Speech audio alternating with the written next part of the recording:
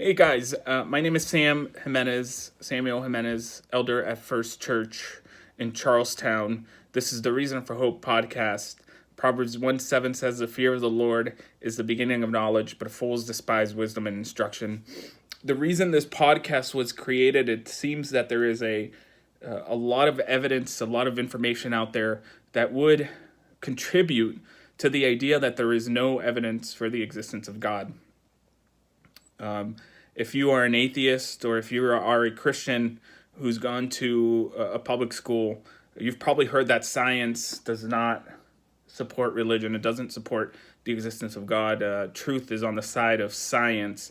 It divorces the idea that you can be a Christian and have science on your side, or have fact and truth on your side, or evidence on your side. And so your belief in the Christian faith and Jesus and the cross is simply one that is emotional, or maybe you've been convinced by other means that are not a logical, reasonable argument for the existence of God. And maybe you have, and that's kind of why the podcast is created. The podcast is created for you, the Christian, the believer who wants to have evidence that God does exist. Here's the most important thing in my perspective, is that God says that he is truth. God says that he cannot lie, that he cannot contradict himself. So in order for the Bible to be true, everything in it and the worldview must be consistent. It cannot contradict itself, and it cannot be logically inconsistent. So what we're going to do first and foremost, instead of looking at the individual pieces of evidence, we're going to look at the worldviews, and we're going to be comparing two worldviews. The first worldview will be the atheistic evolution worldview, and then the second worldview will be the Christian worldview. And hopefully by putting them side by side, we'll be able to see which one is logically consistent and which one is logically inconsistent. And I think you'll be surprised to realize that it actually takes blind faith. This is a term that has been used to coin the Christian worldview specifically, but also all religions in general, to say that if you believe in religion, if you believe in Christianity, you have to have blind faith, because obviously there is no evidence or proof for it. You just have to believe, versus the atheistic worldview, where it's supported by science and facts and logic and reason. So hopefully by comparing both of them, you'll realize the absurdity of the atheistic evolution worldview, and you'll realize that the more consistent worldview is the Christian worldview. The reason that we're discussing worldviews and not evidence first is simple. Nobody is neutral. The Bible's clear about that. Neutrality is a myth, guys.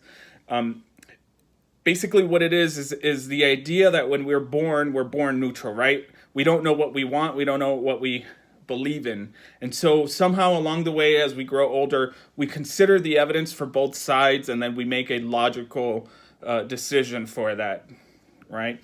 And so that's a myth. Romans 1 says that is a myth, and I'll read Romans 1 for you. I'm reading out of the ESV version. Romans 1, and we're going to look at verse 18 to verse 23. It says, "For the wrath of God is revealed from heaven against all ungodliness and unrighteousness of men, who by their unrighteousness suppress the truth." What does it say that they're doing? They're suppressing the truth. It doesn't say that they don't see it, they don't want it. It says they don't want it, they suppress it. "For what can be known about God is plain to them, because God has shown it to them." Right? So how does God do that? The very next verse says, "For his invisible attributes, namely his eternal power and divine nature, have been clearly perceived ever since the creation of the world, in the things that have been made, so they are without excuse." God is saying that the wrath of God is going to come upon all who deny his existence, because it is plain and clear to us in nature and in all things that God has created that God exists. "For although they knew God, they did not honor him as God or give thanks to him, but they became futile in their thinking, and their foolish hearts were darkened. Claiming to be wise, they became fools." I find that verse to be so interesting. The more I talk to people who deny God, the more they think that it is archaic to believe in God, and that somehow humanity has gotten to a point where they're so intellectual, they're so wise, that the existence of God is archaic and old. Verse 22 says, claiming to be wise, they became fools and exchanged the glory of the immortal God for images resembling mortal man and birds and animals and creeping things. It's funny because you think of that and you think of old idolatry where people carved images of mortal men and birds and animals, but in reality, we don't have to carve anything to make idols out of things. We just simply have to keep in mind who we are trying to glorify. If we're glorifying ourselves, we've claimed for ourselves a God that resembles mortal man. The Bible says that we live by the desires and the passions of our flesh. In other words, when he says we suppress the truth by unrighteousness, the Bible is saying that we desire things and we desire the passions of our hearts, what we want to do above God. So despite the fact that his invisible attributes are known to us in nature, we desire that instead. But let's get to the point of the podcast. The point of the podcast is, as I was saying, nobody's neutral. We're born not convinced that there is no truth yet, and we have to discover it. We're born convinced that God does not exist. We're born convinced that we need to reject God. And the Bible, the message of the Bible is clear, and I think logically, even if we look at it, because of our sinful nature, the message of the Bible is clearly created in a way to reject Christianity if you're an unbeliever. If we are sinful by nature, the message of the Bible does cause a divide between us. Jesus said so himself. Basically, the Bible is teaching us something simple yet complex. We're born sinful. We have a sinful nature. We're born convinced that we need to reject God or that he doesn't exist. And so, since we cannot save ourselves, since the gospel is the idea that no good that we do can outweigh the bad that we do. No matter how much good we do, it doesn't outweigh the bad that we do, so we cannot save ourselves. So God's going to judge us. But also God creates a way for salvation where we are justified, where we are considered not guilty. And the way that God does that is he sends his son, Jesus Christ. And Jesus comes to earth, he lives a perfect, righteous life. And then undeserving of how he lived, he actually gets the punishment. He gets the death and the punishment that we deserve. So then God takes the righteousness and the righteous life of Jesus, he credits it to us, while at the same time putting upon Jesus the punishment of our sins, and so that all who believe in Jesus would be saved. When you consider that the message is exclusively about Jesus, that we are not good people, despite the fact that we compare ourselves not to God, not to God's holy standard.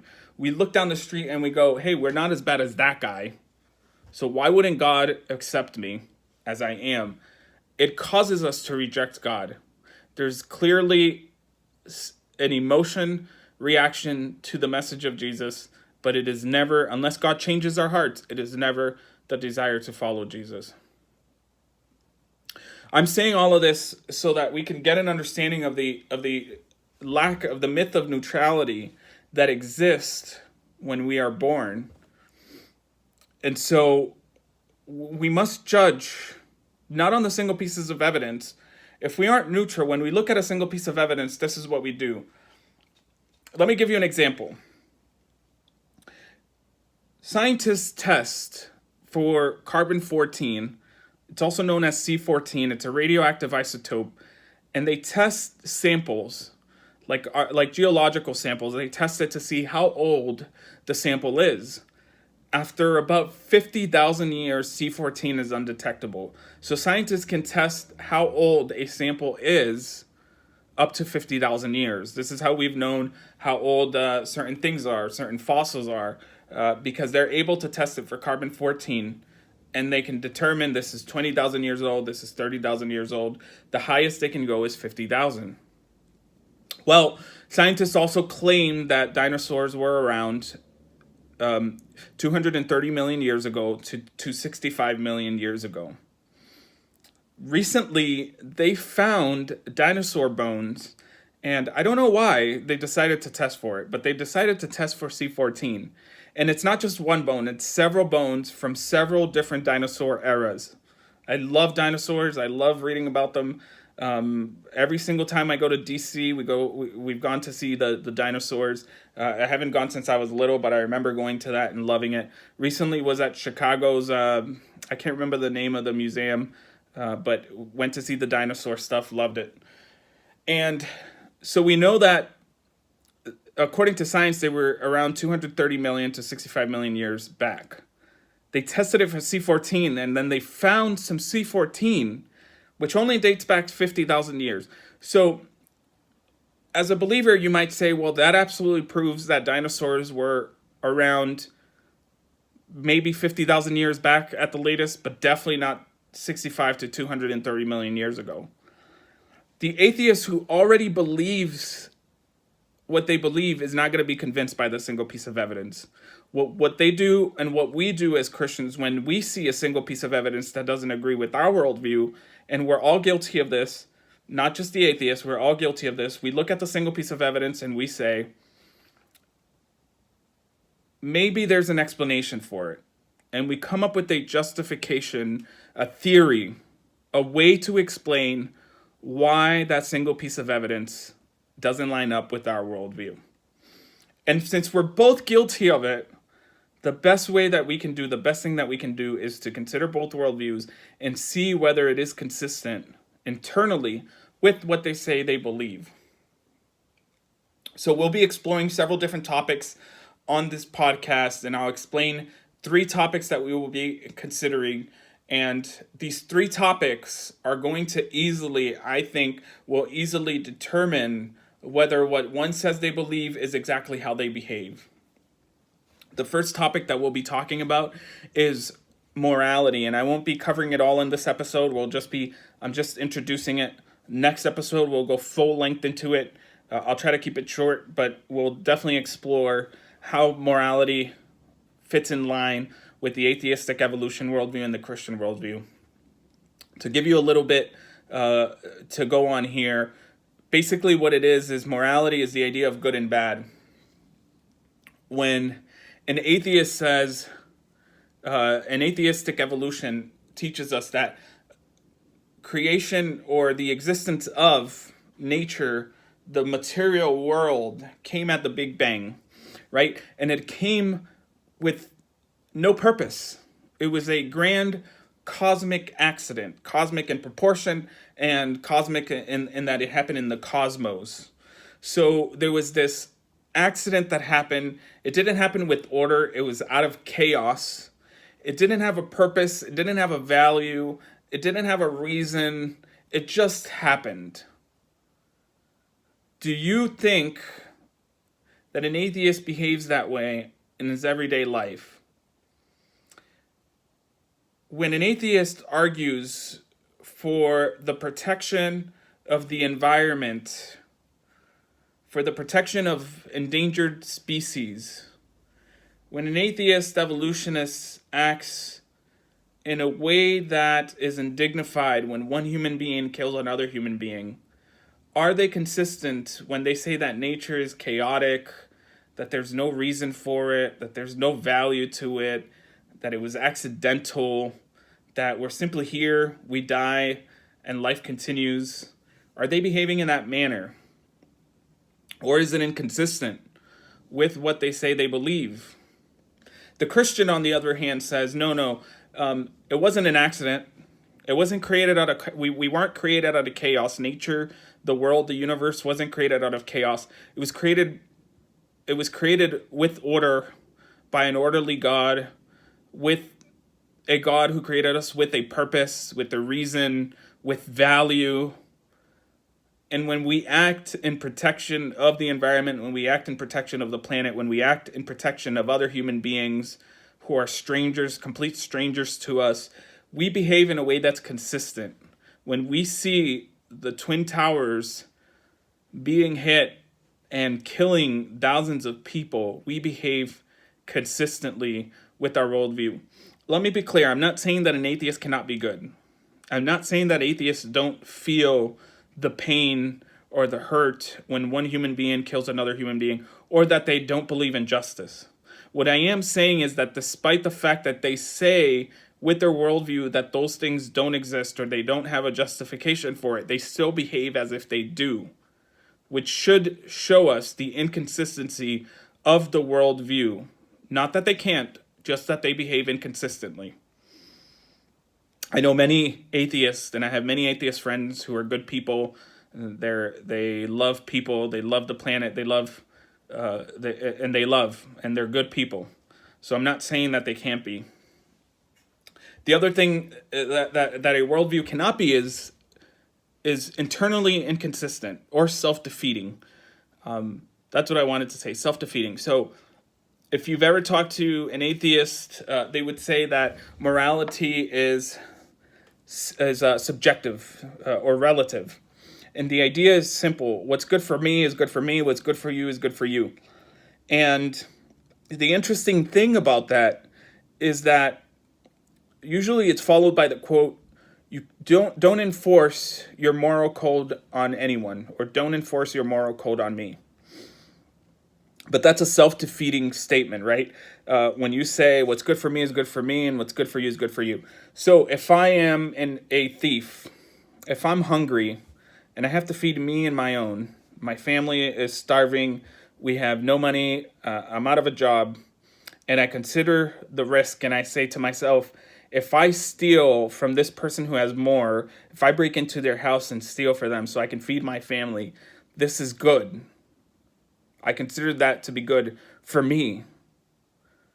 Well, when I do that, the person who I'm stealing from may also think the same way. What's good for me is good for me. What's good for you is good for you. But when I steal from them, they don't stop and ask, are you doing this because you think it's good? And if I were to say yes, they wouldn't say, okay, fine, I'm going to let you go. No, what they would do is they would call the cops and I'd go to jail. So it's self-defeating because at no point does the person who's getting robbed or broken into considers the morality of the thief.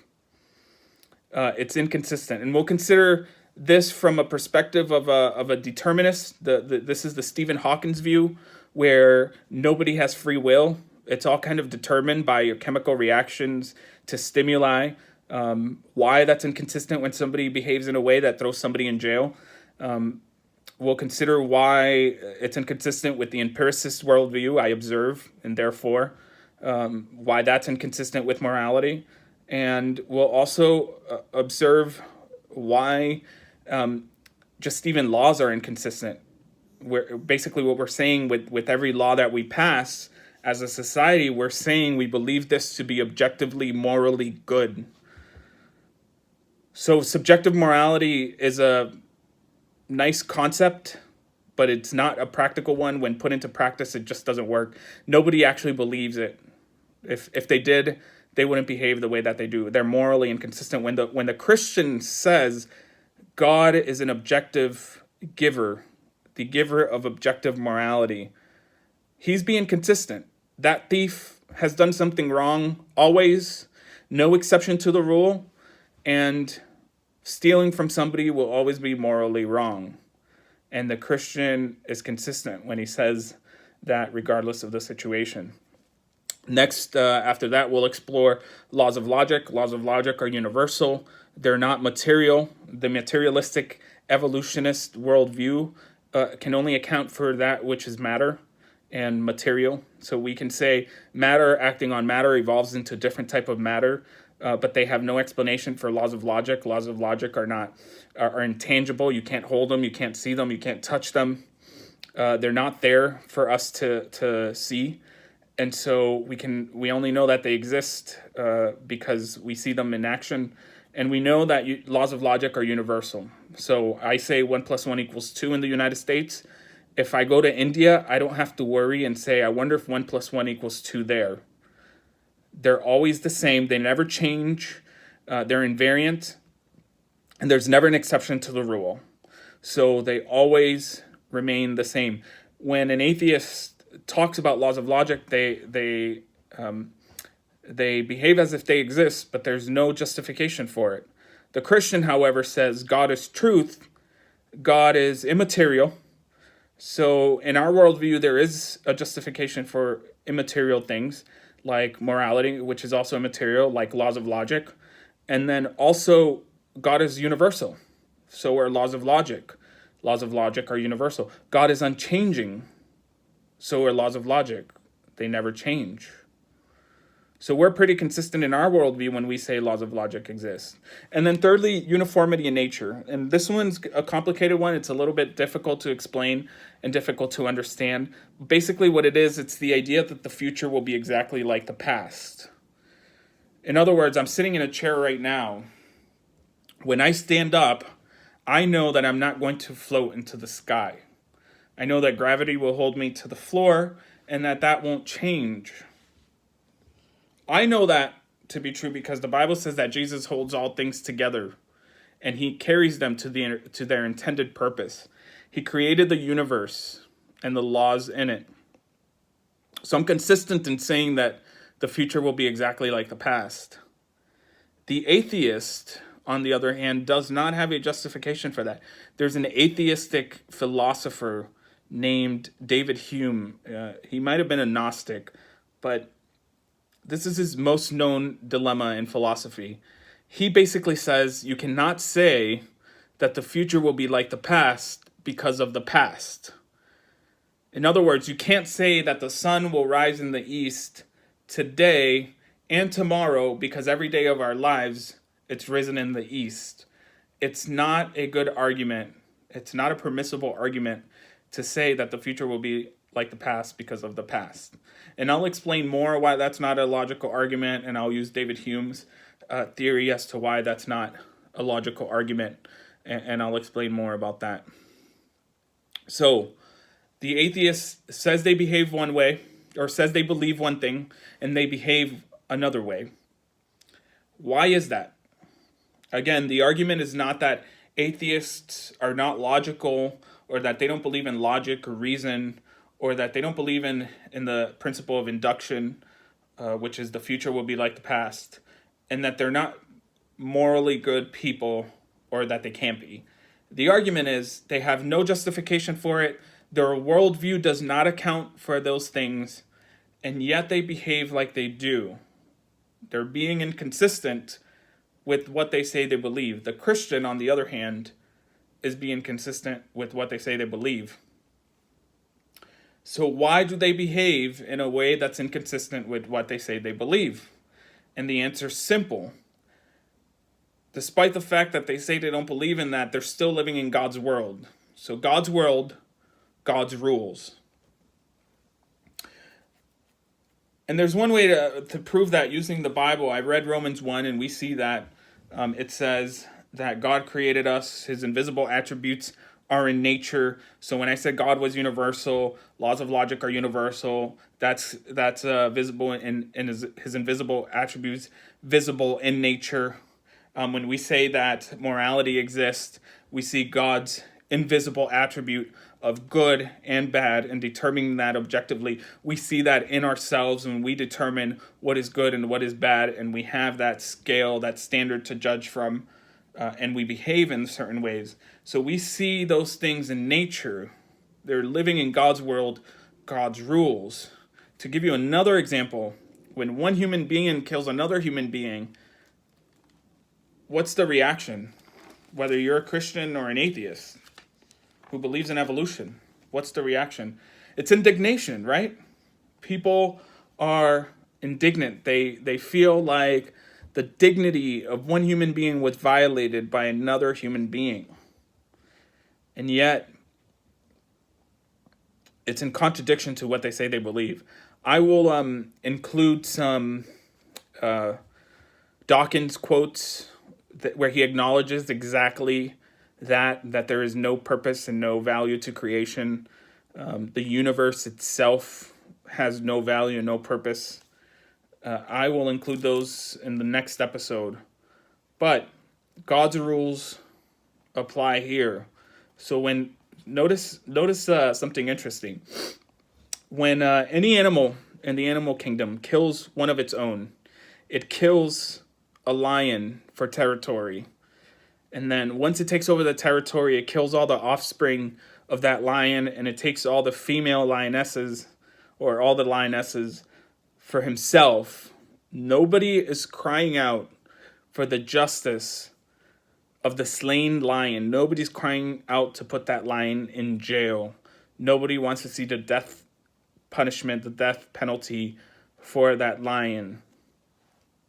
We simply don't care. It's part of nature. But yet when one human does it to another human being, it's unique. We do fight for the justice of one human being. Why is that? If we're all part of nature, there's no purpose, no value. God's world, God's rules. Genesis 1:27 says, "So God created man in his own image. In the image of God he created him, male and female. He created them." What does that mean? Some people might say it means that God created us and we physically look like God. He has eyes like us. He's got a nose like us. He's got a mouth like us. That's not at all what that's talking about. When he says God created them in his own image, is God's given humanity a specific, unique reason for existence with a unique type of value, with a unique type of dignity that only human beings deserve. And because we live in God's world and we live under God's rules, whether we agree with that or not, whether we say we believe in that or not, whether our worldview contradicts that or not, we still behave as if that's true. When one human being kills another human being, we still cry out for justice. When a lion does it to another lion, we don't. Why? Because God's world, God's rules. Thank you for listening to this podcast. Stay tuned for next week's episode where we dive into morality and why atheists don't have a justification for morality. God bless you and have a good day.